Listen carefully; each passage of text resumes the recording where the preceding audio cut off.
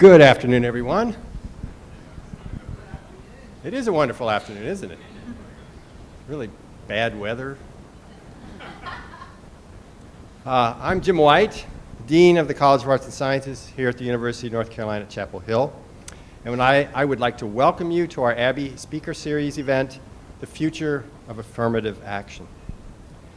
In addition to those here with us in the Carolina Union Auditorium, welcome to those who are tuning in via Zoom for this hybrid event. This is our first Abbey Speaker Series event of the spring semester. The Abbey Speaker Series is hosted by UNC's Program for Public Discourse, which seeks to build our students' capacities for debate and deliberation and to foster a culture of constructive dialogue about issues of national importance at Carolina and beyond. 4 times each year, the Abbey Speaker Series brings together experts from a variety of fields and disciplines to showcase productive dialogue on timely issues across a range of perspectives. Previous talks have explored such topics as social media and democracy and bridging the rural-urban divide. On behalf of the university and the college, I would like to thank the Abbey family for helping us to bring such important programming to campus. We are honored that Doug and Nancy Abbey are here with us this afternoon.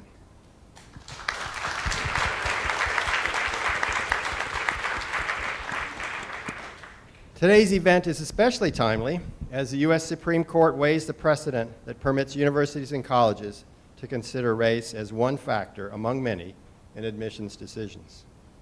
Our campus community is fortunate to have this opportunity to hear from our panel of experts about the court's deliberations and the implications for U.S. higher education community.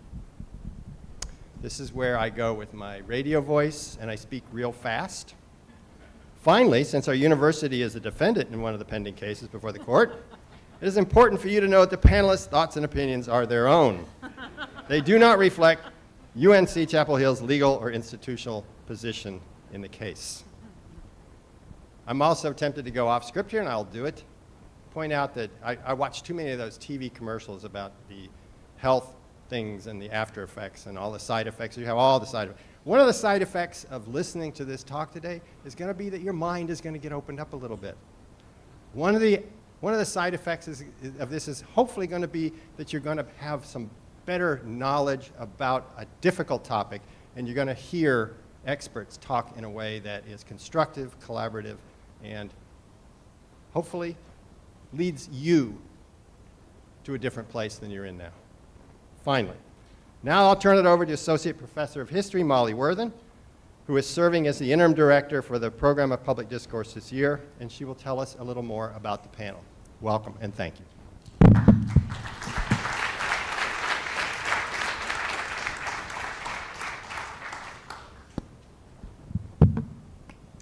Thank you, Jim. Thank you all for being here. I'm Molly Worthen. I'm the Acting Faculty Director this year for the Program for Public Discourse. Let me join Jim in adding my thanks to Nancy and Doug Abbey for not only making this all possible, but being here in person. And I'd also like to thank our co-sponsor, the General Alumni Association.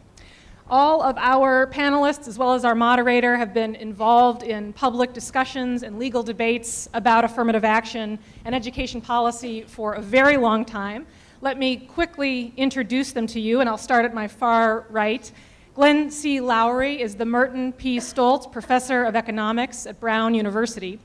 Glenn is not only a widely published economic theorist, but he's also one of America's leading thinkers in writing on racial inequality.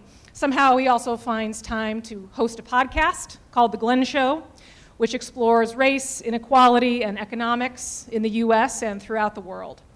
John McWhorter teaches linguistics, Western civilization, and music history at Columbia University. As a linguist, he specializes in language change and language contact. He has also written extensively on issues related to linguistics, race, higher education, and other topics in a variety of media outlets, but you may know his byline mostly from his role as a contributing writer at the New York Times. Rachel F. Moran is Distinguished and Chancellor's Professor of Law at UC Irvine. She has published widely on issues of educational equity, racial equality, and Latino law and policy. She is past president of the Association of American Law Schools. And Rachel was also the American Bar Foundation's inaugural NECOM Fellows Research Chair in Diversity and Law.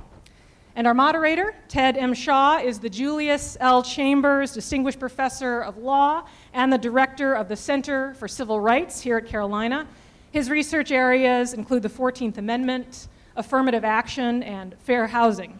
Ted was on the staff of the NAACP Legal Defense Fund for 26 years. And he eventually became director of the Legal Defense Fund's education docket and later its 5th director council.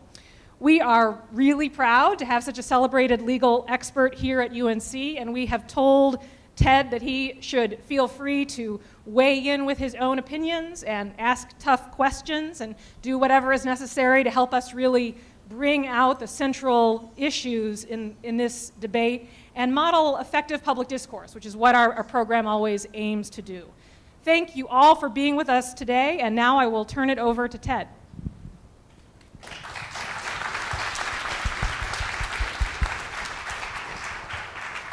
Thank you. I got one of these watches, Apple Watches, a few months ago. You're probably asking why I'm mentioning that, because periodically it's telling me, stand up.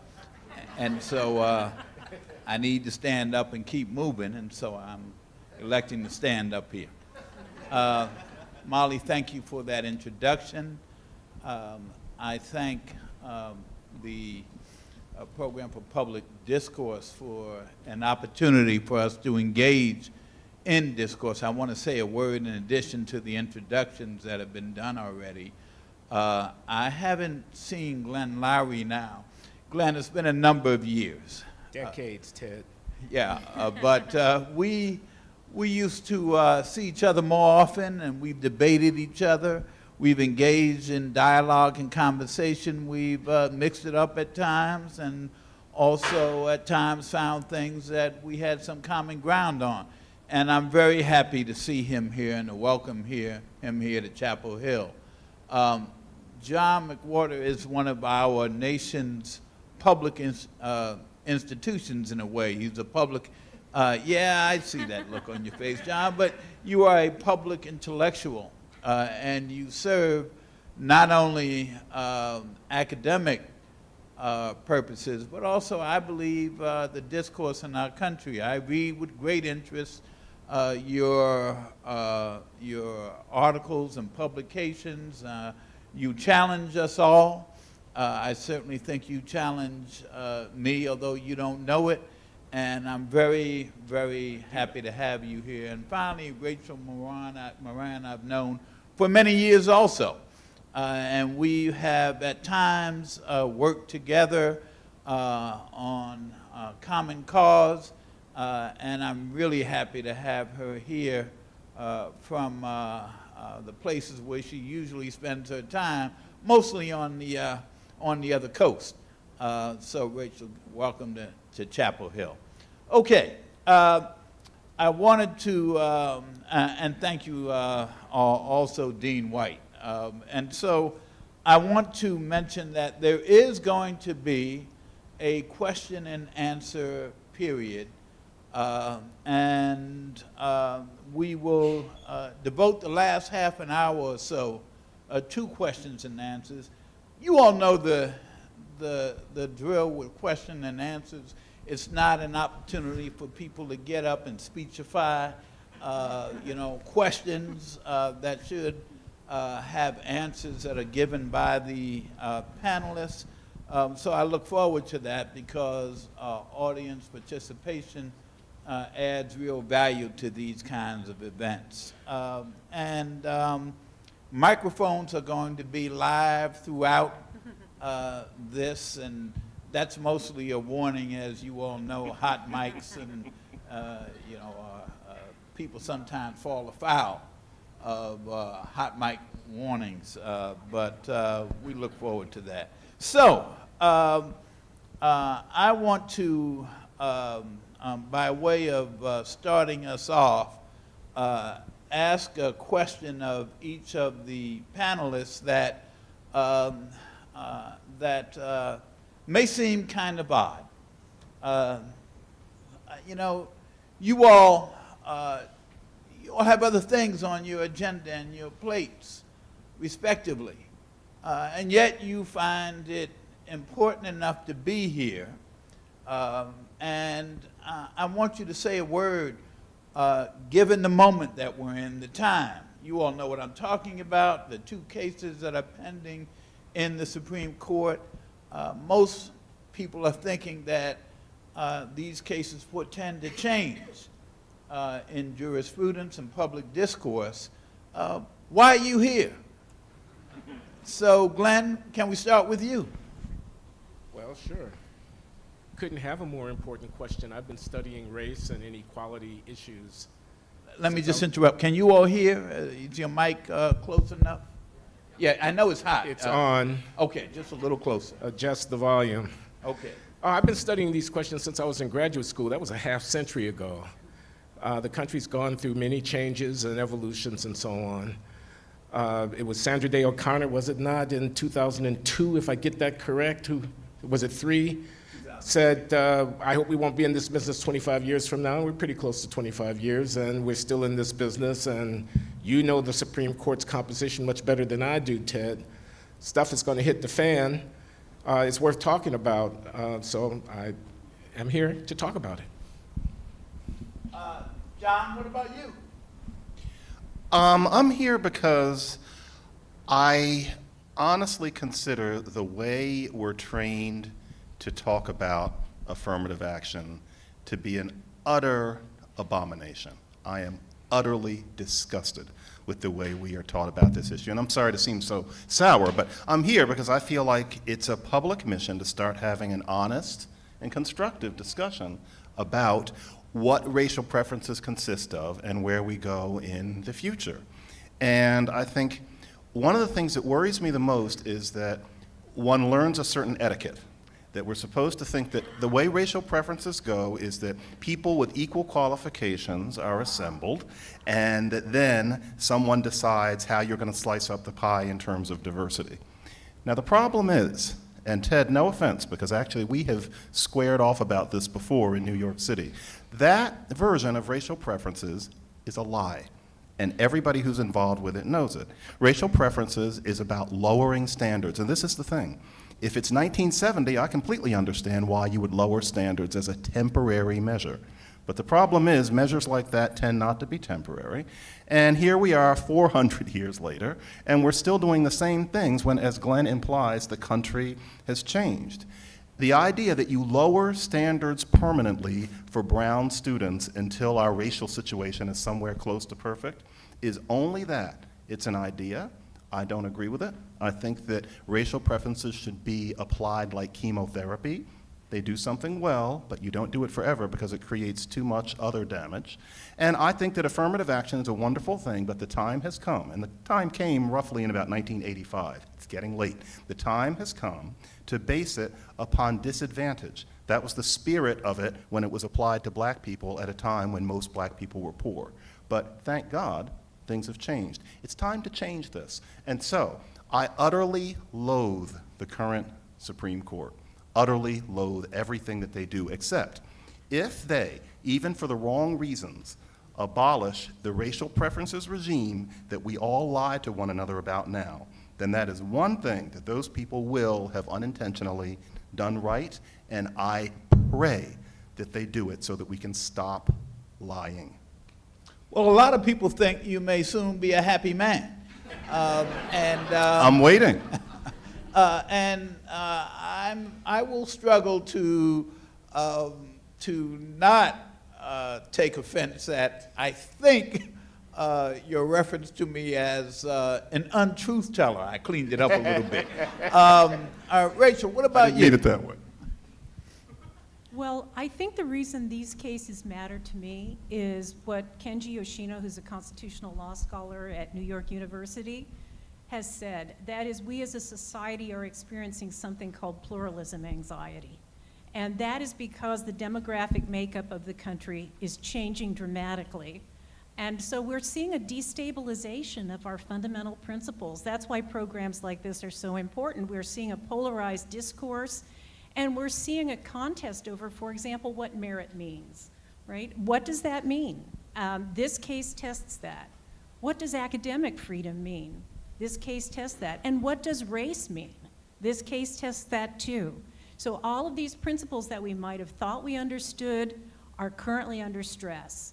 And the court is one way to have the conversation, but I think there are many other ways. But I think it's especially important because colleges and universities shape youth. Youth are more diverse than the general population, and they will determine the shape of future public discourse.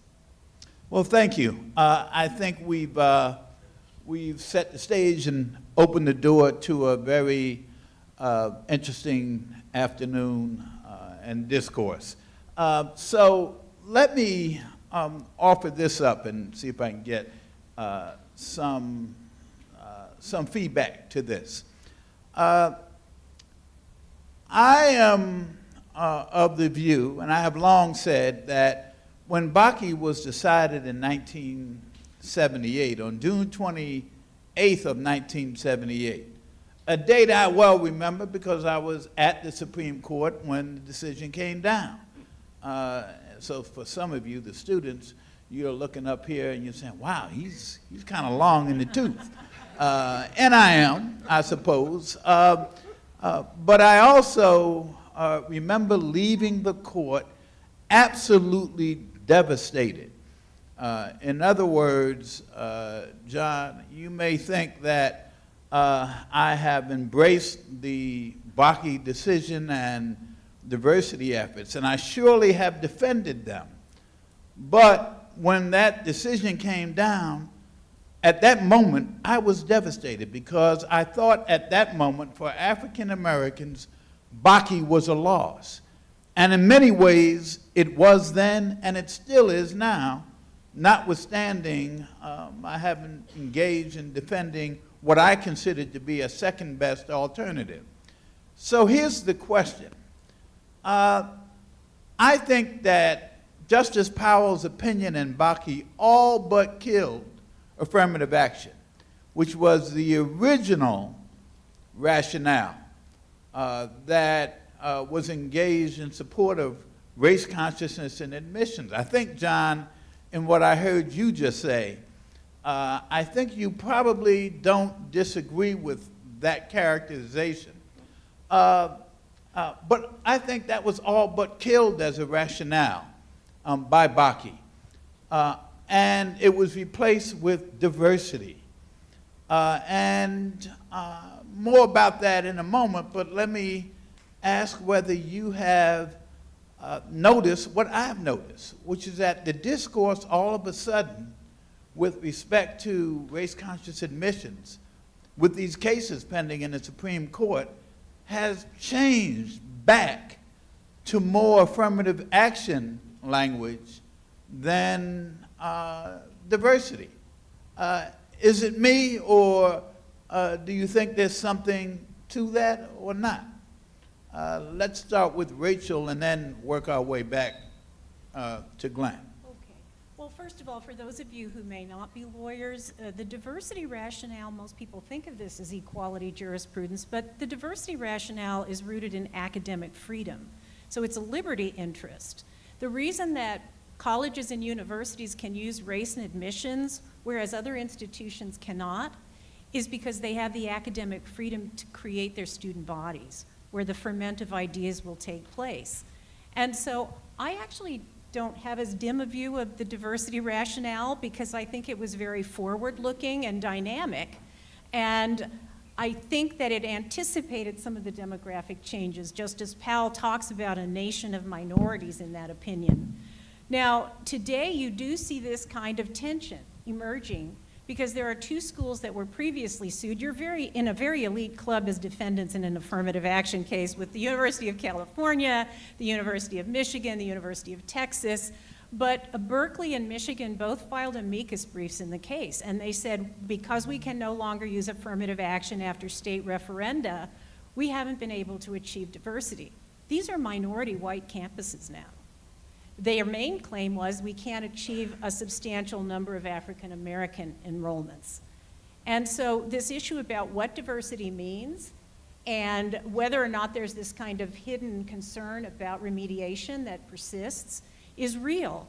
But my biggest concern is that the court is going to say diversity is not a compelling interest because academic freedom doesn't appear in the text of the Constitution.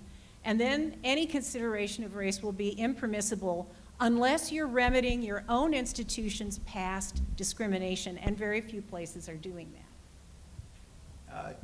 And we'll come back to some discourse. My view isn't that dim about diversity, although I still say that Bakke, when it was decided at that moment and now for African Americans in particular, has been a loss. And I can come back and say more about that. John. Well, even the use of the word diversity, once again, this is a euphemism that we've been taught to use. I'm actually watching my daughters, who are 11 and 18, and 8. They hear me talking about these sorts of things into Zoom, et cetera. They're beginning to learn the words. My 11-year-old is already trying to wrap her head around what diversity means, because it clearly doesn't mean Mormons, people with one leg, people from South Asia, diversity among people. She's gradually learning that when we say diversity, we mean black people and Latino people. We should be more honest about that. And more to the point, we're not talking about just diversity, we're talking about whether diversity is important enough, and I mean diversity in the way we really mean it, to lower standards for a group of people for generations running. And as far as I'm concerned, what happened in 1978 was that already people were even beginning to question the socioeconomic rationale, partly because things had changed a lot even by then. And so then you get the diversity rationale, which in itself, Rachel, definitely is a wonderful thing in itself. But I think that it gets abused in order to do a kind of window dressing involving just black and Latino people. And the simple thing about diversity is this. Once again, we're not supposed to ask, but it's time to start asking. We say diversity is important to an education. How?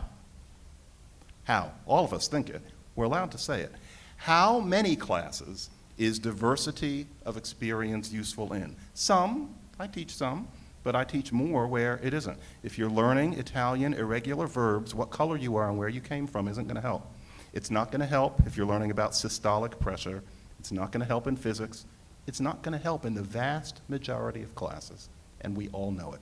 And so, why are we using that particular rationale? Also, there have been studies, I'm very close to done, that show that diversity does not in any measure improve how much students learn or even the sorts of things that they learn, especially since because America has changed, the sorts of things that diverse students supposedly contribute in class are said as often as not by white and Asian students, and I know this from experience. It isn't 1975 anymore. And then finally, the diversity rationale is great, but never mind that you would never want to look a black student in the face and say, you're here partly because you're different from most of us. And if you couldn't do that, then what's the rationale for? Never mind that. The other thing is that as any teacher knows, or as anybody who is just young enough to have gone through all of this as a student knows, I remember this, if you're diverse, you don't want to be singled out in class to contribute your experiences. The minute race comes up, you're kind of shrinking because you feel like you're supposed to teach the class about your diverseness. And if that's true, and if there are op-eds all over the media where 19 and 20-year-old black and Latino students say this, the whole diversity rationale for all of Lewis Powell's good intentions crashes to pieces. It's time to let it go. Glenn, and then I want to come back to some of what we just heard. Glenn. Yeah, I have a lot of sympathy for what John has said. I won't repeat it. I'm going to say, though, that 1978 was 45 years ago. It was in the shadow of the ending of Jim Crow. I mean, 45 years before 1978 was 1933, and we know what the country was like then. There was still a lot of overt exclusion and discrimination of black people. There was every reason to want to challenge the meritocrats to open the doors to ensure that equal access and fair treatment was a reality for black people and not just a theory. But that was 45 years ago. This country is so dynamic. Tens of millions of non-European immigrants have come and settled and made their lives in the country in the interim. We're talking here about the foundational institutions that govern the way in which we live together in this country in the 21st century. The permanent reliance upon a special dispensation for people who descend from slaves, that the criteria of assessing excellence would be differentiated in their case, made lower, less exacting, more forgiving. This is not a path to equality. This is not what we want to do in our country, not the way that we want to be living 25 years from now. So I think we're at an impasse here. I mean, I'm not going to take the position that affirmative action is just ipso facto wrong. It's racial discrimination in reverse, and we ought to, the position that I can imagine Justice Clarence Thomas, with respect, would be inclined to take. That's not the position that I would take. But I do want to ask myself, is this good? Is this good for America? And even, is it good for black people in the end? That we not be asked what others are being asked to do. That our position and our penetration into the most elite venues of American society is undertaken with a asterisk, with a special treatment, with a, oh, you're black, your grandfather was discriminated against, and therefore I won't ask the same of you as of someone else. That is not equality. So let me share a view about Powell's opinion and see if this either resonates or rankles. My problem with Powell's opinion is that I think of it as comparable to what, for years, up until fairly recently, Hollywood has done in movies that purport to be about black folks. For so long, Hollywood could not find its way to tell stories that purportedly were about black folks except through the eyes of white people. What am I talking about? You all remember, some of you remember Mississippi Burning, purported to be about Freedom Summer and the murders of Schwerner, Cheney, and Goodman. In that movie, the heroes of Freedom Summer was the FBI. I have often said the FBI was many things in Freedom Summer in Mississippi, but it was not the hero of the civil rights movement that summer.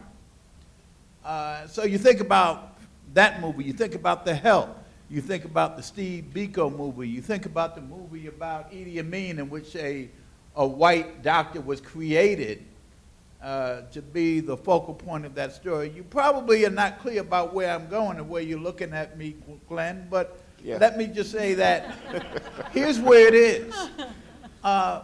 Powell, as I said, threw the affirmative action rationale under the bus and lifted up diversity. The right that existed and was protected in diversity was not the interest, the 14th Amendment-based interest of African Americans and other people of color in accessing higher education, groups that historically had been excluded, but it was the right of the university to diverse education. Now, I'm not saying that there's no there, but I'm saying that it was not the 14th Amendment right that was at issue anymore. It was the First Amendment right of institutions to academic freedom. Where did that leave black folks? Frankly, as bystanders to the subsequent discourse over these issues, whatever you may think about them, John and others, bystanders. The black lawyers, for the most part, and their colleagues, invented public interest litigation in this country. If you don't know that story, I'm talking about Charles Houston and Thurgood Marshall and Constance Baker Motley, and I could go on and on. Since Bakke, they have almost been all but absent in the Supreme Court in these cases. So deprived of voice. And so that was one of my problems with what I think Powell did. He basically killed the voices, not intentionally, I think, of African Americans and people of color in this discourse, at least in the Supreme Court. What opinion, John. what opinion would you have written, Ted? Pardon me? What opinion would you have written? What do you think Constance Baker Motley would have said after Bakke? How would you have liked it to go? Well, you know, I may get in trouble if I try to speak for Connie Motley. She's in the great beyond. I did know her. You know, I'm thankful to having known her. Certainly, she was an advocate for equal rights, etc. In fairness, if I understand what you're getting at, John, I can't tell you where she would have gone and where she might have turned had she lived a longer life. I know that during her life, and from her autobiography and other things, that I think she died pretty much an advocate for the things that she worked for. There were still very much things she believed in, and that included opening doors of opportunity for black and brown students. Ted, can I Yeah. just, because I think what we're not saying here is the alternative to the diversity rationale would have been a compensatory, almost reparations-like argument to the effect that blacks have been discriminated against historically, and it'll be permissible to rectify or redress that historical mistreatment by the use of preferential treatment. That decision did not come down in 1978. Instead, a diversity decision came down. I agree with you, that was momentous. But I would ask you, would you want to, and pardon the word, distort America's meritocratic institutions in a permanent institutional way by lowering standards for some people based upon their ancestry as a recompense for something that can't be undone, which was the historical mistreatment of their ancestors? Because we're talking about the country here, Yeah. not just about black people. I think we ought to talk about then meritocracy, what constitutes meritocracy. I think we ought to talk about opportunity, who gets it and who doesn't. Rachel. Well, first of all, I wanted to say that the concern about compensatory responses had already been established for institutions that discriminated. The first cases brought by the NAACP were in higher education before Brown versus Board of Education, and said that if an institution had wrongly excluded African American applicants, they needed to eliminate those barriers to admission and begin accepting them. And in Sweat versus Painter, which was UT Austin's law school, they said in part it was because you needed to have access to the peers, the reputation, the social networks, the alumni networks. So what was really at issue here is whether an institution could voluntarily consider race, even if it hadn't discriminated itself. And the rationales included, in addition to diversity, rectifying general societal discrimination. And I think Justice Powell felt like that's not what universities do. They're not expert on that, whereas they are expert about learning. Now, it's worth noting that in Grutter, they subsequently added developing diverse pathways to leadership as a rationale.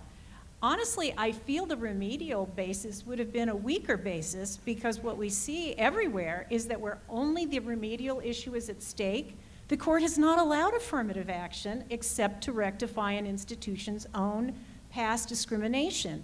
So if that had been the rationale, I worry that, you know, these programs would not have survived at all. I want to come back, thank you for that, and I'll just say quickly that I think we should go back to the question of meritocracy, but I think there's something to be said about a deeper dive on what you just said about the relative merits of these two rationales. But meritocracy, what constitutes merit and meritocracy? How do we measure it? How should we measure it? You know, John, it sounds like, not sounds like, you are absolutely convinced that affirmative action and diversity efforts is about lowering standards for African Americans. Because it is. So by what measure, though? What constitutes meritocracy? No. I refuse, and You refuse to engage I'm on being that? rhetorical. Yeah. I refuse to engage that question. Okay, tell me If why. what we're really talking about is how can we get Black and Latino students in certain numbers. I am all for having this very sophisticated exploration as to whether grades should matter, whether it should matter how well you do on a standardized test. All of it is fascinating. We probably have things to learn. I will not support that conversation when what it's really about is how are these things meritocracy, because Black and Latino students, for historical and present day reasons, have trouble with these. And therefore, let's question standards and decide that we're going to be more holistic and evaluate people on the basis of their spunk, which I have heard said many times. No. And so, not for at least 30 years, I hope I'm here to see it, can we have any conversation where we redefine what merit is. We're not going to do it to condescend to Black people. It insults me, frankly. He's saying, if I may translate, Of course you may. that the evocation of the debate about what constitutes merit is a dodge, that whatever your answer to that debate is, it should be applied in the same way, regardless of the race of the people who are involved. If you don't like SAT scores, you shouldn't like them for anybody. You shouldn't like them for deciding which white or Asian applicants are going to be admitted, let alone for deciding whether or not you're admitting enough Blacks.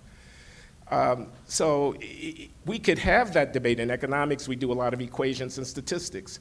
I assume that that has a disparate impact on excluding people who are not good at math and statistics.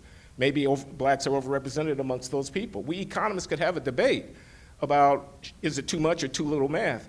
But that debate should not be a cover for the real argument, which is, do we not have enough Blacks in here? Let's see how we can get more in here. To do that is kind of letting the tail wag the dog, so to speak. It's letting the representational imperative drive the operational imperative for the institution. And that's the path to mediocrity for the institution. Again, it's the country that's on the block here, not just the representation of 10 or 13% of the country's population. Can I just say yes, one you thing, may. which is the discussion so far has been incredibly individualistic. And part of what Baki was about the collective complexion of the student body. And I don't mean complexion in a racial sense, right? But the general makeup. So the idea was we can't just look at everybody atomistically as an individual. We have to figure out how they fit together. We want to have gifted musicians, right, as well as people who do math and statistics. And so this idea of balance is one that transcends the individual and thinks about the collective. And so when you think about merit, I think if you're too reductionist and too individualistic, you miss the problem of composing the entire class.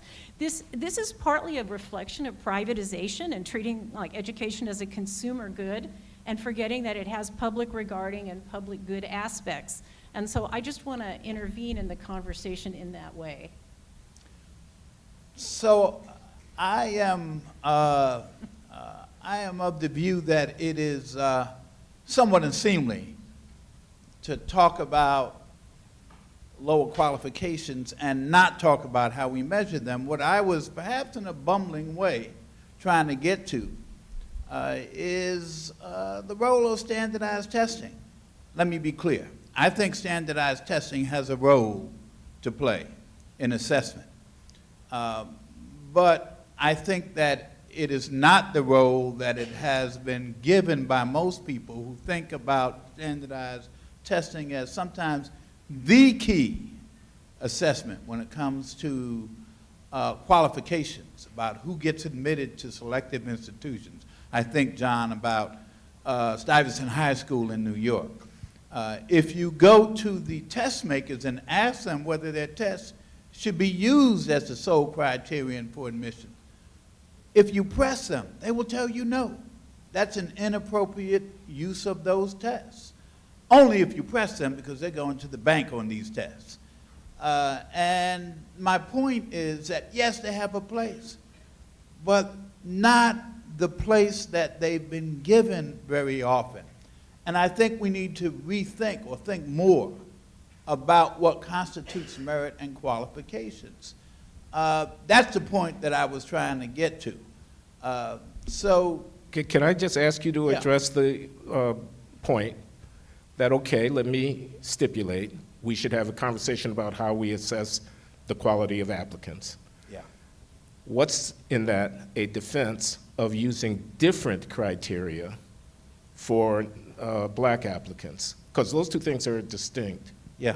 Can I Yeah. add something here? Because I do want to say that under the conventional admissions criteria, every year there are African American and Latino applicants who meet the standards. So to say that we lower standards for all those groups is wrong. We don't. But what we do see is that the African American and Latino applicants who can meet those standards generally come from economically privileged backgrounds. And so the real group that gets benefited are low-income people of color, many of whom went to high schools in low-income, segregated communities. And so one argument might be that they haven't had the same opportunity to develop their potential and they have real promise. But it is also true that these elite campuses don't always do a good job of integrating these students when they arrive. I highly recommend two books. One is called Stagnant Dreamers by Maria Rendon, about Latino students who came from segregated communities in Southern California and encountered a terrible culture shock. They thought it was all about merit. They didn't understand the social networks. They didn't know that part of going to a place like Harvard or the University of North Carolina was to tap into those networks. So they missed a big part of the game.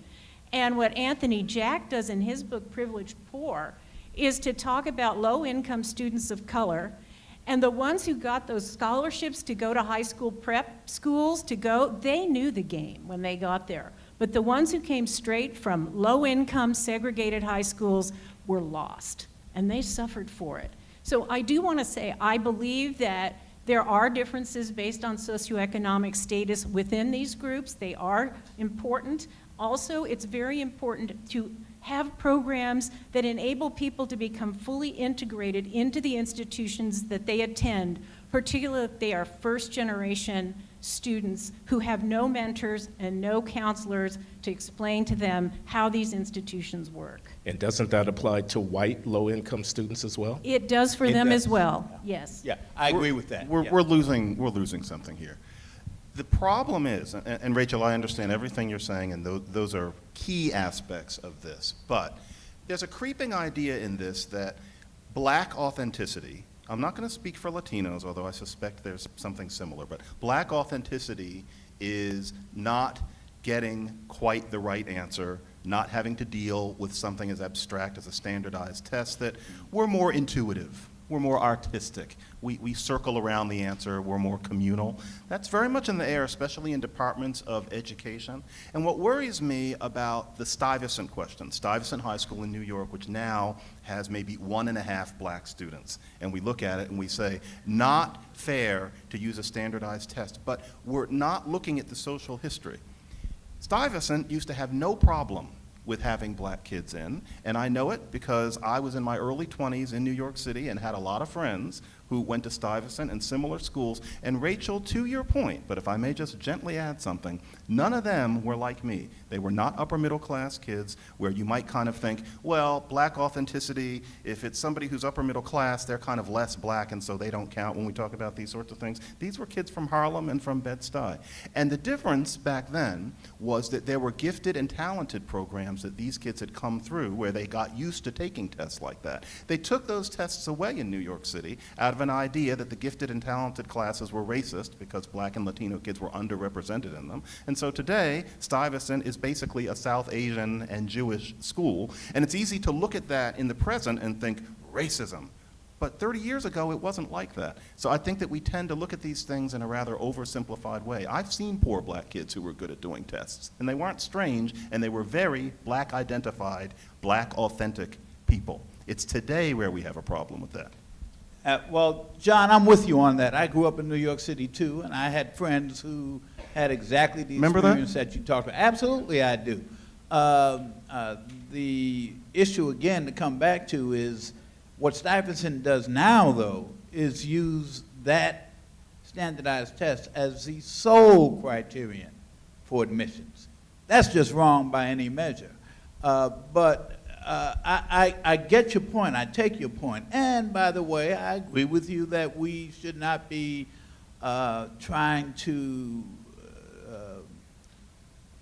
The word that came into my head is one I'm not going to use, but to leave black students feeling that they're not capable of performing on a very high level. We can talk about how And to that make it isn't happen. of their essence, that Yeah. there's something white about it. That Yeah, won't that's do. right. I reject that with you. I mean, we're on the same page there.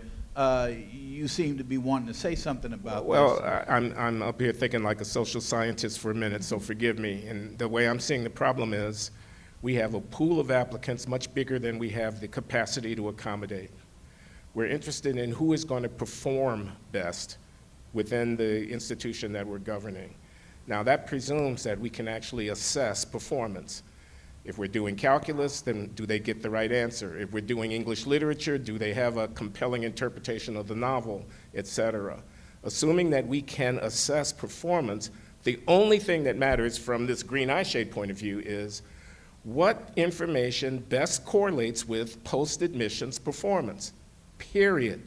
If it's not the test, it's not the test. I'm okay with that. I'm not in love with the test for the test's sake.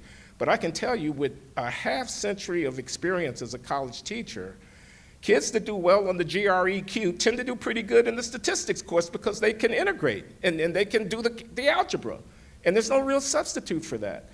Now, if you institute a regime in which different and less exacting criteria are used to select black students into a competitive and elite venue of intellectual performance, you're going to get different performance on average amongst those students after you've admitted them by definition. That is, the criteria, the test, correlated with the performance after admission. Did you get the right answer? You used a different criteria for the black applicants. On average, you're going to get different performance among them. Now, is that how we want to live? Here's the choice.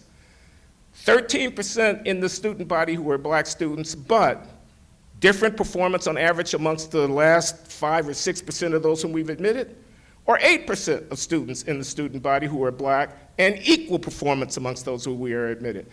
I would choose the latter. Can I just say something too? And I want to return to the socioeconomic status because I agree that it is relevant for all racial and ethnic groups, but there is a certain form of isolation by race and poverty that has actually intensified. And that's because our wealth gap has intensified, our income gap has intensified, and you do see that students of color, both black and Latino, tend to be more isolated by both race and poverty than is true for white students. And so I do want to reject that all of it is fungible.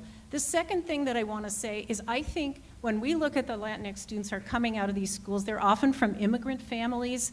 They have a strong work ethic. That's what their parents tell them. It's all about the work.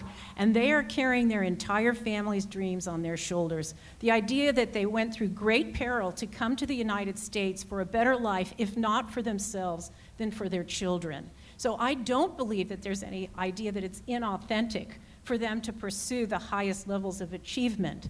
On the contrary, I think they feel the burden of doing so in order to fulfill their parents' expectations and sacrifice on their behalf. And so when they get there and they feel they can't deliver, it's terribly painful. It feels like a family failure. And I actually taught for many years in the University of California. We have lots of first-generation students. And one of the things that I loved at graduation was to see the Latino students coming in with their whole family, because it was a family achievement. It wasn't just an individual achievement. So I think the dynamic you described about authenticity is very different for the Latino community, which is heavily immigrant and sees upward mobility as the whole reason their parents sacrificed their lives and safety to come here. I want to say very quickly that the stories that you're telling, it sounds to me like those are people who very much should be subject to affirmative action and different standards. That's fine. And if you're talking about black kids who grow up on the wrong side of the tracks, and it doesn't have to be poverty, but working class, maybe one parent, et cetera, yes, that's what affirmative action is for. My question is the Cosby, well, you can't talk about that show anymore, but my is, children of doctors and lawyers with somebody saying, well, they're diverse, we're going to admit them. I think that's obsolete, not affirmative action in general, depending on life circumstances. Well, let me pick up on that, though, because that's something that's very much on my mind. And forgive me the way I'm kind of looming over you at times. I am, by way of explanation, I am my grandmother's grandson. And my grandmother, in her old age, lost a lot of her hearing. So I want to make sure I'm not missing anything here. But I want to pick up on this point that you just made, John. There was an exchange in one of the Fisher arguments in which Justice Alito talked about a hypothetical son or daughter of a double professional black family. And he said, why should they get the benefit of either affirmative action or diversity? I think he was confused when he said it, and I'll tell you why. But he said, why should they get the benefit? I understand that, but this goes back to, again, the difference between diversity and affirmative action. You know, if, in fact, the surviving rationale post-Bakke was diversity, then the son or the daughter of a double professional, black professional, may bring something different nonetheless to a university classroom environment. That's a different rationale than the affirmative action rationale. Justice Alito said, you know, I thought this whole thing started as a matter of disadvantage. He's right on that. He did. I mean, it did. But the difference is that that affirmative action rationale effectively, in my view, Rachel, didn't really survive. It was the diversity rationale. They overlap, but they're different. What about that? Well, I do want to say, first of all, that many black applicants who are from privileged families actually meet the standards, so they're not actually getting a plus. They don't need it. They might. Agreed. Right? Agreed. So that's the first thing I think we should clarify. The second thing is. But the rumors of inferiority. Yes, this survive. is true. There may be the perception that they got a big thumb on the scale, but a number of them didn't. They didn't need it. That's actually a mark of success because intergenerational mobility made people able to meet the standards. I do want to say, though, that I think that the idea that all African American applicants are the descendants of slaves is also false. We've seen through the work of Kevin Brown, because of our success, the complexities of black identity. Today, many of the people who are going to places like Harvard are children of mixed race ancestry, like a black and white intermarriage. They are black immigrants. They are Afro-Latinx. 2/3 often people say. Yes. And so what he calls the ascendants, these people whose ancestors were in slavery, are actually a minority of those represented, which suggests that even within the black applicant pool, diversity has become the dominant framework rather than a remediation. But I'm not sure that's a bad thing, except insofar as it, you know, underrepresents these ascendants, as Kevin Brown calls them. Yeah, and I wrote the introduction to that book. He and I have engaged a lot on these issues. The reality is that you're absolutely right. If we look at Harvard, if we look at selective institutions, many, increasingly many, if not most of the black students are immigrants from either Africa or from the Caribbean. Children of, often. Pardon me? Children of immigrants, often. Yes, children of, that's right. Yeah, thank you. And that's, now, I'm glad they're here in this country. Don't misunderstand me. The question is, for me, not who is here. The question is, who's not here? And increasingly at selective institutions, it is the sons and the daughters of the continuum of slavery to Jim Crow families, for a lot of reasons that are complex that we could talk about. So we may be talking about, I mean, the conversation we're having about affirmative action or diversity efforts, it may be rendered moot soon, although I suspect that institutions will still try to enroll students from all kinds of backgrounds, including black and brown students. But what are we going to do about that issue, or should we be doing something about that issue? Some people say those students can go to schools that are not as high up on the pecking order in terms of reputation. Right. You know that discourse in California. You know, all of us know that discourse. Is that okay? Is that the answer, or do we need to keep giving attention to those sons and daughters of the slavery through Jim Crow continuum who come from schools disproportionately, elementary and high schools, that frankly often don't offer the same things that prepare students for selective admissions institutions? Glenn? Yes, that's okay. It's okay that not everybody goes to Harvard or UC Berkeley. That's okay. The world will not come to an end. We are letting the elite institutions drive a conversation that really ought to be more focused on the fat part of the distribution in the population.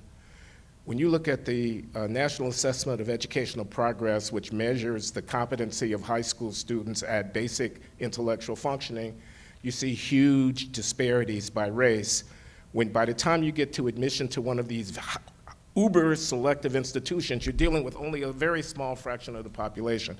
And yet it's taking up all the energy in the room.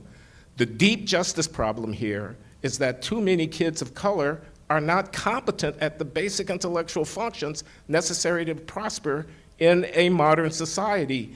One aspect of which is that they're underrepresented at the uppermost echelon of performance. And while we have this food fight about who's going to get into the uber elite, we're not paying attention to the basic structural problem, which is the real legacy of racial discrimination in this country. I think it's also relevant to think. You're talking about the California situation. Where do we get this idea that it's a tragedy for a black student to go to UC San Diego? What's the tragedy? I've been to that campus often. It's paradise. I know many brilliant teachers on that campus. And after racial preferences were discontinued in the UC system in the mid-1990s, the story you never heard was that a lot of the kids that would have gone to Berkeley or UCLA, and this includes ADOS, native black students, went to schools like Santa Clara, I'm underslept, folks, Santa Cruz and UC San Diego, fine places, really good places, and they tended much more to be on the dean's list there than they would have been at UCLA or UC Berkeley. I don't see the tragedy, and also, we always talk about the idea that if kids don't go to one of about 32 super uber selective schools, then they're cut off from connections and from success. It's this Yale or jail myth. And once again, where's the proof? We are trained to nod at one another at that idea. But where's the proof? And I think I'm going to use UC San Diego. At UC San Diego, they've got professors, they've got deans, they've got diversity coordinators. All of those people are devoting their lives to creating an excellent institution. I think they'd be surprised to hear that it's a shame that students have to settle for their school instead of Cornell. Where do we get this? All of it sounds right, but all of it is based on a fragile series of half-truths that we've been telling each other since roughly 1978. I don't get it. I just don't get it. Can I say something? I go ahead, although I don't think that's quite the argument that's Right. being made. Yes, exactly. I yeah. think, first of all, UC San Diego will be very upset at being portrayed as something Yeah. other than a highly selective institution, which it is. But the real issue comes at the base of the pyramid with the community colleges, the two-year, mostly public community colleges. That is where most, for example, Latinx students go. They're not going to elite institutions. For many years, we saw that Latino students had the lowest college-going rate. It was very depressed. We've closed that gap. Now Latinos are going to college, but they don't finish, primarily because they start at two-year community colleges where they have limited financial aid, very limited resources, problems getting into classes, and so they have to stop out, they have to work long hours to get through, and the community college investment per student is dramatically different than a four-year college and certainly than a highly selective four-year college. So I completely agree that we need to do work because the workhorses of higher education are these community colleges, and we need to invest in them and make them a true portal into the full realm of higher education through effective programming, adequate resources, and efficient transfer. So I completely agree. I don't think these conversations are mutually exclusive, by the way, but I do agree that we've neglected these workhorses of higher education, which is where most students of color get their start. I have a modest proposal. I don't know if this fits with your program, but let me just say my modest proposal. Fight the excessive, absurd credentialism and elitism that means that unless I went to Brown, I can't get a job on Wall Street or I can't get a job in the company going on the upper ladder. It should be okay to go to the University of Connecticut and still get a job at Wall Street and et cetera, et cetera. I mean, one of the reasons why this is so intense an issue, this access to the elite institutions, is because they are, as a matter of fact, the portal into the upper echelon of the society. But it needn't be so. A degree from UConn, a degree from Brown. I mean, I don't know that there really, at the end of the day, is that much difference. The other thing is that the level of debt that is incurred to go to these institutions is huge, and for many lower income students or students of color, the idea of taking on that debt load is just unthinkable. So the other pattern that we saw for Latino students is they're underplaced. They go to schools less selective than ones that they could get into, A, because they want to be closer to home because of that strong immigrant or family network, but also because of the expense. They feel like we can't afford to do that. We need to work our way through and not have debt. There's a real aversion to incurring debt. Let me, we're in the home stretch. We're going to go to questions and answers. Before we do, I want to take a moment of privilege, perhaps, though, and say this. I grew up in a public housing project in the Bronx. I grew up with many of my friends and colleagues. Many of them didn't get much in the way of opportunity, didn't get the opportunities I got.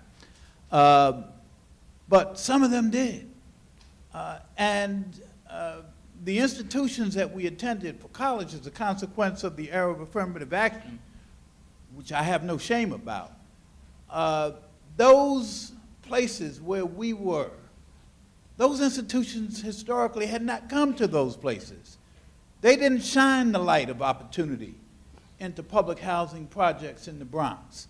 One of my high school classmates was Sonia Sotomayor, who grew up in another public housing project not far from mine. I remember when she was nominated for the Supreme Court, there were those who were questioning her intellectual capabilities and capacity. She had graduated from Princeton and done well there, fine. For that matter, our virtually all-white high school, 10% black and Latinx, was one of the best high schools in New York City at that time. And she was at the top of the class. So where did all of that questioning about her capacity come from? The point I'm making is that many of the people I came up with went to selective institutions and have done fine, thank you. They've become leaders in corporate America, in law firms, attorneys general of states and of the United States for that matter. I could go on and on. The sky did not fall. I am not saying that we shouldn't press black and brown students to achieve, to meet the highest standards. I'm not saying that. But I'm saying that there are a lot of people who would otherwise get left out of opportunities if we left opportunity to serendipity. So I just wanted to share that thought. It's self-serving. I get it. But I wanted to share that nonetheless. We want to go to questions and answers, right? Uh, I'm so, going to ask people, if you want to ask a question, if you could form a line behind me. And while you are queuing up, I'm going to start with some questions from our Zoom audience. okay. This is the first question from Zoom. If the Supreme Court bans affirmative action, do you think universities will find other ways to achieve similar goals, and what might that look like? I'll go ahead and get started. I think everyone believes that universities will try to find race-neutral proxies that preserve access to higher education. However, the Pacific Legal Foundation has already brought suit against some of these selective high schools for changing admissions criteria to promote diversity, saying that that's impermissible racial motivation. So whatever the court does, I think there's going to be lots more lawsuits, more work for lawyers if you're interested in going to law school, but I think they'll challenge the race-neutral proxies. The other things that I anticipate will be efforts to get accreditation agencies to get rid of diversity requirements for accreditation on the ground that if you're not permitted to do this by the Supreme Court, how can an accrediting agency ask that of you? The third thing that I think may be targeted are minority serving institutions which receive federal grants based on their enrollments of students of color. And finally, I think we'll see more efforts to dismantle diversity, equity, and inclusion offices. We've already seen legislation, because if you're not doing diversity of admissions, why should you have an office to do it on campus? I think those are all likely possible consequences. All right. Second question from Zoom. I often hear that white women are the primary beneficiaries of affirmative action. Is that true? And if so, why focus on race? I've never known what that meant. Please teach me. Yeah, that's always been a factoid. I have no blessed idea what that refers to. Rachel, do you? Well, what you do see is that the representation of women in higher education grew dramatically. And so, there was a time when women were excluded from elite institutions. And, my first year at Yale Law School, one of the professors kept referring to me as Mr. Moran. And so I think there were expectations that were gendered. But what we've seen is that now women dominate higher education. They have a higher representation, and there's now worries about what do we do about men. But I think the idea was it opened the door, it normalized expectations about women in higher education, it gave them legitimacy and access, and then they really made the most of that. So that happened, but then also black bourgeoisie formed much more quickly, presumably, than it would have, and there seems to be a great swell of defense of affirmative action as having been necessary to black success. So my thought has always been, whatever these statistical proportions were, that it was of seismic effect on the black community, and also was primarily intended as something about race. Beyond that, I've never gone out of ignorance or laziness, but yeah. I think the case of women, just for a moment, is quite instructive, because the baseline situation of development was never really that intellectual development. The skill acquisition process was never that different for men and women. Attitudes and practices that excluded women were easy to knock down without much affecting the quality of the admissions process. Once the doors were open, women were able to come in, and they have done so. Although they're still underrepresented in math and the sciences, which was the example you gave earlier. You know what happened to Larry Summers when he addressed that question? Yes. I'm not going to answer you. I wanted to say something on this point, though, because when you asked that question, I thought immediately about what's going on in higher education with young men. Young men are underrepresented as compared to women in higher education, and are not achieving. And I'm not talking about young black men or young black men or brown men only. I'm talking about young white men. And there's a lot of struggle about what's going on with that phenomenon in this country right now. There is a thumb on the scale sometimes in admissions for men, for white young men. Right now. Nobody seems that upset about that. Maybe there's some women who talk about it, but not that many. So it's worth reflecting on why that's so and what that dynamic is. And what, if anything, it tells us about the relative dynamic between that phenomenon and what we've called affirmative action for black and brown students. But do you see how that thumb on the scale is not actually helping to address the underlying issues that account for the differences between men and women in higher education?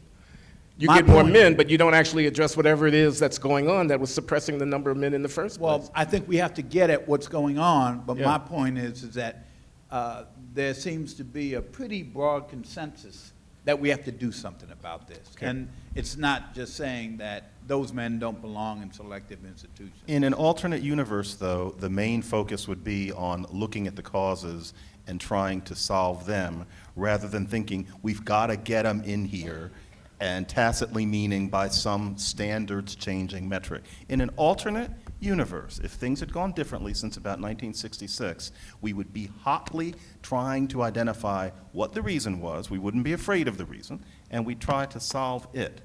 I think we lack imagination sometimes. That's what social history is like. Yeah, but we live in our universe, and the fact is that this country has not grappled sufficiently with trying to address all of those problems that underlie the phenomena that we're talking about. I think we can agree on that. Yes. We can agree on that. Do we really want to, do we really want to decide who to admit based on how likely they are to perform well? At first glance, that might seem like an obvious yes, but my critique of that is who gets to set the standards of performance? Isn't that a political issue? There was a point where I was getting threatened with termination from the Parr Center because I was trying to start a philosophy pedagogy club, and I was asking questions about what's included in philosophy classes and why, such as feminist care ethics. And so the point is, if we have standards that decide who get in just based on performance, I think we're going to end up with performance standards that reflect the interest of a narrow group of people. Not as a euphemism for let's change the standards for black kids. I can't do it. I cannot go there. Glenn, you were the one who said that was going to be your approach. Did you want to respond? And then I have something separate. I think the point is well taken. Let me tell a story. I'll be very brief. I used to teach at the Kennedy School. We hired lecturers who had practical experience with running public institutions so they could teach our students how to administer public institutions. The Kennedy School decided it needed more minority faculty, including lecturers, and a gentleman came through. He had extensive experience as a public health official in a big state. He gave a PowerPoint presentation in which his statistics were wrong. His mathematical modeling was naive and inadequate. And we decided in the faculty meeting to hire him anyway, even though we were lowering our standards to do so. That's what my colleagues said. To which I said, wait a minute. Maybe our standards that every person who lectures at the Kennedy School has to be an applied math whiz are the wrong standards. Maybe the practical experience of a public health official is something that we need more of around here. Rather than holding our noses and being generous by lowering our standards, quote unquote, we ought to take this gentleman's application as an occasion to reflect upon exactly what our standards are. So I agree that sometimes an incumbent governing majority can set the standards according to what they think is great and be impervious to criticism of what they do. But I'm with John. As we carry out this examination of standards, let's do it honestly. Let's do it in order to do what we're supposed to be doing, make our institution better. Let's not do it as a way of indirectly recruiting underrepresented minorities into our institutions. I just wanted to add, it can be very hard to measure performance, right? It sounds so straightforward, but it's very difficult because the things we measure are only part of what it takes to be successful. So I teach in a law school. Grades are important, and they're important in getting hired, but it turns out that soft skills are actually very important in being successful in practice, and we don't really measure those very well. And I want to just give as an anecdotal example someone who went to Berkeley Law, and the first semester he was there, the first year, the dean called him in and said, you know, your grades aren't that good. Have you thought about transferring to business school? And he said, no, am I passing? Yes. Well, I'm very happy here. I'm going to stay. The name of that student was Earl Warren. So there were skills that Earl Warren had that didn't get measured by his grades, but made him extraordinarily successful later in life. And so I just want to say, measuring performance is really complicated. I also wanted to, and I want to get to these questions, I want to say very quickly that the strongest correlation, as I understand it, between who gets into selective institutions and who doesn't is the wealth of parents. And we all know about the wealth in this country, how it's distributed, who has it and who doesn't, and how that falls along lines of race. I'm not comfortable just accepting that reality. So you guys have talked a lot about the effects of affirmative action, but I haven't heard too much on like why it is in place. So obviously, if we're having to set different standards for different groups, wouldn't it be fair to say then that there's something inherent about our system, whether it's from systemic discrimination left over or inequalities in our school system for different groups, largely because of redlining and how property taxes have unequally funded those school districts? Shouldn't we be looking more to K through 12 in those schools as failing those groups and look at the problem there rather than wondering whether or not affirmative action is a good thing? Shouldn't we fix the problem systemically so we don't have to worry about it?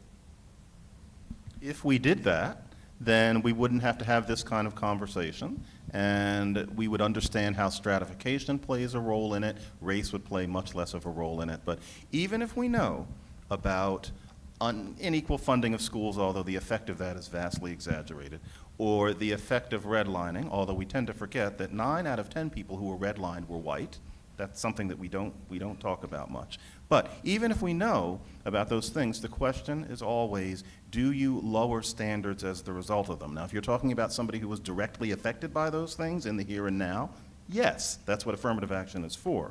But the more abstract argument that you do it for the whole group with each person standing in as one part of a general symbolic representation, that's more performance art as far as I'm concerned. But yes, we need to work more on what happens before college. And another thing we need to work on, and this is a different forum, is that more people should be instructed to go to what excellent vocational schools should be there for anybody in any of the 50 states, and they shouldn't go to 4 years of college. It should go back to the way things were before 1946, and many people should go to 2 years of vocational school and make a 6-figure income doing something vocational. That's something we don't talk about. Too many people have to go to college in the United States, and it's arbitrary. We lack imagination. It wasn't like this until after World War II, but that's another conversation. Let me add something. Maybe it's not directly responsive to the question, but what I want to say is you don't have to go for population parity even if you decide to be in the business of seeking racial diversity. There's a big difference between 13%, let's say blacks are 13% of the US population in the entering class, and 8%. 8% is not the end of the world. You will have noticed that there are some groups that are overrepresented. We were just talking about women. You could talk about Asians. You could talk amongst whites about various ethnicities. There's some groups that are overrepresented. These numbers have to add up to 1, the fractions. So if anybody is overrepresented, somebody has got to be underrepresented. It's not the end of the world that the groups don't line up 13%, 13%, 13%.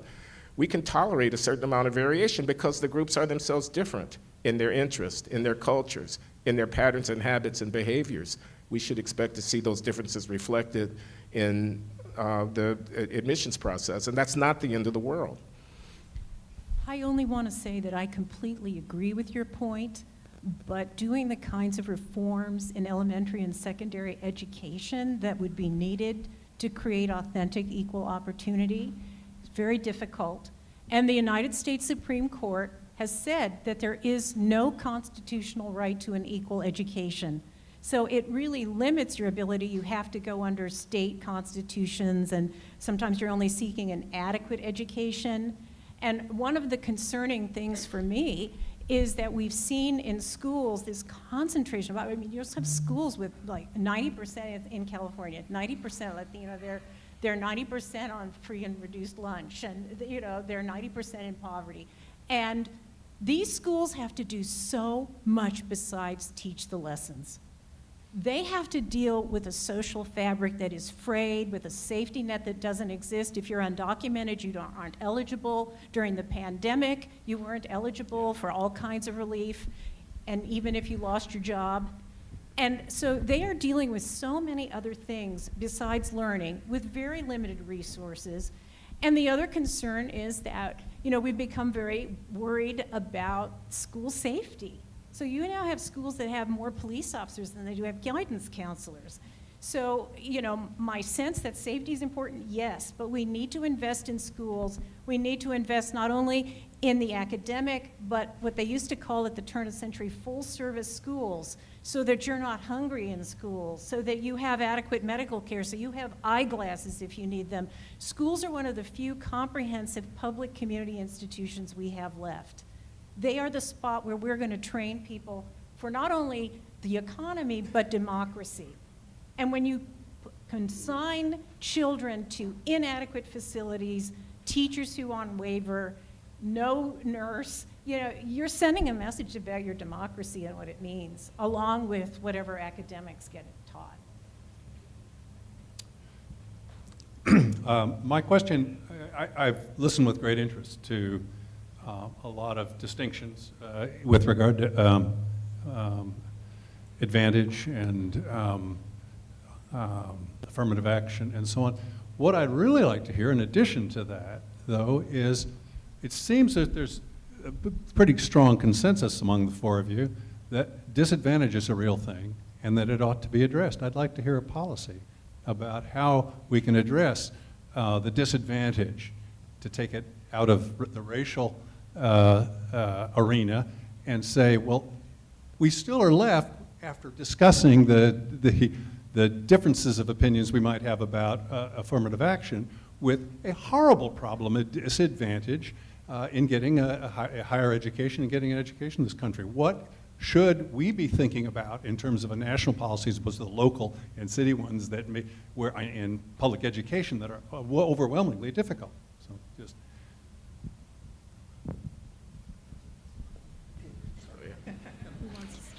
I sincerely believe that a lot of the answer to that question, if the premise is that the lowest income should be working class. I presume we're going to have stratification, but nobody should be living in poverty. Working class, and then probably some people who are too rich because it's hard to avoid that, but no poverty. We really need to think more about vocational education. And for somebody like me to say that, it sounds like I'm talking down. It sounds kind of like let them eat cake. I don't mean that at all. I am extremely moved to meet people who have 2-year vocational educations and make good, healthy salaries, and they're married, and therefore they're 2 healthy salaries. And if their children want to go to college, they can go to college, often one of these big ones, especially with a scholarship. I think that the idea that we have, that the default desire is higher education where you go somewhere for 4 years and probably sit in a dorm and pretend to like Shakespeare, that is a completely arbitrary notion.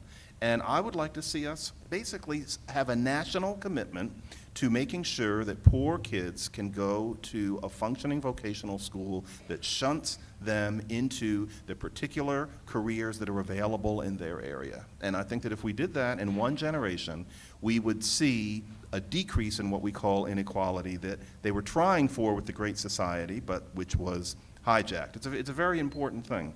No one should live in poverty. That shouldn't happen. But we would have to really change our notion of what the typical American does after high school. Yeah, I'll add very briefly. I do so with a certain amount of trepidation. The reform of the delivery of educational services at K through 12 through large public institutions in the big cities, choice for parents, giving them options to put pressure on institutions to deliver better services to their charges. I know that's controversial. I know it's very political. I've heard of the National Education Association. Believe me, I have. But I think that's where a lot of the action is, early childhood and K through 12 development, and making sure that people have the right to seek education for their kids wherever they can find it if the public school system is not serving their kids very well. I think that's got to be on the table. Sorry. Yeah. And I actually want to build on that because I think one thing we've seen is universal pre-K can be highly beneficial. No other group benefits more than Latinx from universal pre-K. So I think that's one thing to think about. Another thing is what they call critical transitions in elementary and secondary education. There are these moments when you either move forward or you kind of fall off the map. You mean summer? Well, one is summer. I mean, Yes. the summer slump, or what are they Yes, called? Yeah. there's actually a summer slump, but also there's like when you move from junior high to high school, that's a critical transition. And if you're well prepared, then you thrive. So having college going, I know this is antithetical to what you said, but having college going cultures to help people move through those transitions and understand what they need to do, I see as very important. And I also want to say, I think being a teacher today is very difficult. And I think we need to really not only honor our teachers with appropriate support, but provide them with the opportunity to do collaborative training and brainstorming about what works and what doesn't work so that teaching really does feel like a true profession and not just maybe being isolated in a classroom without enough resources. So I also think leadership is important. We've seen lots of studies saying that a gifted principal makes a huge difference. So all of those things, invest in your talent, find the critical transitions where more resources are needed, and get people off to a strong start. I'll keep it short, but the University of North Carolina is not just an American university. It's also in the business of educating the next generation of leaders disproportionately in this state. North of 85% of students come from North Carolina, and lots of the state's future government, business, community leaders are being educated here. Does the state have a legitimate interest in trying to make sure that cohort is more representative economically, racially, geographically of the state than it otherwise would be, and has affirmative action helped if that's the goal? We're going to do the last question right now, and then you can finish it up. My question was just that, so UNC undergrad is like 60% women right now, almost, it's 58%. 2/3 of the valedictorians are women. But amazingly, every college in the Northeast is 50-50 male-female. So how is this Supreme Court going to protect affirmative action for men after they throw it out based on race? Thank you. Maybe a lawyer should answer that, because I don't know whether or not the 14th Amendment provisions that might be invoked in adjudicating the racial affirmative action case would even apply to gender. This is a good answer, a good start, because for race, strict scrutiny applies, which means that a government actor can only engage in race-based considerations if they are necessary to achieve a compelling interest. With gender, the standard is different. It's a little bit more flexible to allow for other kinds of differences. So when you go look at it, it allows you to do it so long as it's substantially related to an important interest. But if you go look at the federal legislation, the Non-Discrimination Acts, if you go to Title VI, it's a straight non-discrimination. You shall not discriminate based on race, ethnicity, and national origin. When you go to Title IX, it says you shall not discriminate on the basis of gender except for boys and girls clubs and boys and girls bathrooms and a whole slew of other things. And so it's not clear the same standard would apply, and it might be more flexible and more permissible, therefore, right? To, for example, continue to have single-sex education, single-sex clubs, right? So if you can do that, why couldn't you have some form of gender-based preferences if needed? I think it's a difficult issue, but it's not as clear-cut as race with strict scrutiny is. It's a very tough standard. What she said. The great irony is that it is much easier, or somewhat easier, at least, to engage in gender-based affirmative action than race-based affirmative action. This Supreme Court does not have before it the issue of gender-based affirmative action. It's great irony, because the reason we have strict scrutiny with respect to race is because of our long and tragic history of slavery and Jim Crow segregation primarily against African Americans. So it's a great irony that it's harder to have affirmative action for them than it is to have affirmative action on the grounds of gender. We are out of time, but I just want to encourage you all to, pardon me? The North Carolina representativeness. Oh, North Carolina representation. Well, there's no question that, I was thinking about it. Are we comfortable with having the flagship state institution, an institution that really is not thinking about and trying to enroll significant numbers of black and brown people, given what the function of this institution is? That's some of what Justice O'Connor talked about, I think, in Grutter. And so I get your point, and I agree that it's an important one. Yeah, it is, I think, related to the idea of pathways to leadership, and the only thing I would add is that those pathways to leadership are diverse, as that's seen as essential to our democratic integrity, because we are a people, right? And if we don't have legitimacy, that we don't think everyone has access to pathways to leadership, that diminishes our faith that we truly are a people, as opposed to a segmented bunch of balkanized groups. So the idea was that promotes democratic integrity. So it wasn't just race for race's sake. It was pathways to leadership that are diverse to preserve our democratic integrity and legitimacy. I want to ask you all to do something, if you will, and I will not know whether you do it or not. All of this controversy about the 1619 project this year and the last couple of years, but I've often done the mathematics, and if you look at the arrival of involuntarily of Africans in 1619 and run that up through the present, and you all can email me, find my address at the law school and tell me that I'm an idiot, I'm wrong, whatever you want to tell me. But by my lights, somewhere still around 80% of the days since the arrival of the first Africans in Jamestown, the beginning of the African American experience, somewhere around 80% of the days of that presence, African Americans were subordinated by either slavery or Jim Crow segregation. My point is that we haven't even really begun to address the legacy of that experience, that continuum. Is there unequal or inequality in terms of academic preparation? Absolutely. We still have all kinds of discrimination with respect to elementary and secondary school education. I think you get the point. Ted, what do you mean by... It may be that the questions, hold on a minute. Address. It may be that the questions that you asked, not it may be, I grant you that the questions that you asked, John, and Glenn, that you put before us are profoundly important questions. My question to leave you with is, though, what are we going to do about this history and this legacy that still is manifested in so many ways today?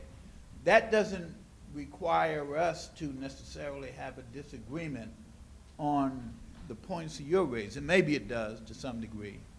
But I think we have to continue to wrestle with that and grapple with it. Ted, I want you to have the last word, but you're using the kind of code words that I've been talking about, diversity, legacy.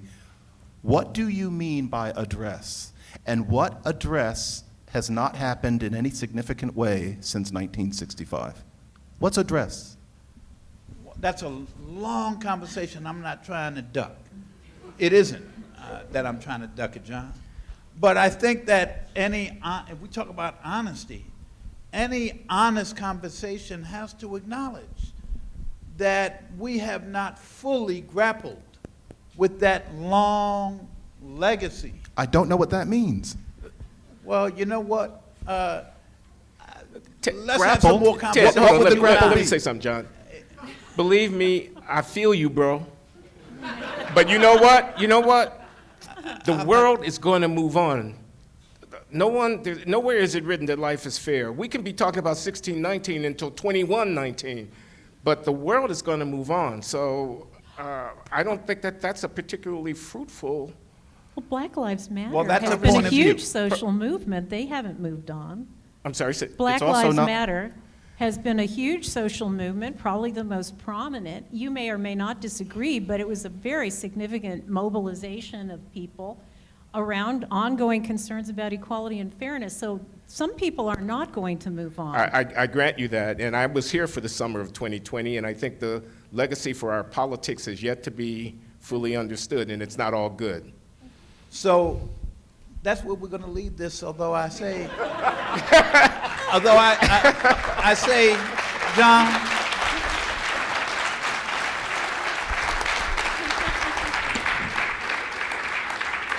I do not accept leaving things where they are. I won't do it. You can. You know that's not what I meant. Well, then, there's hope. Let's leave it that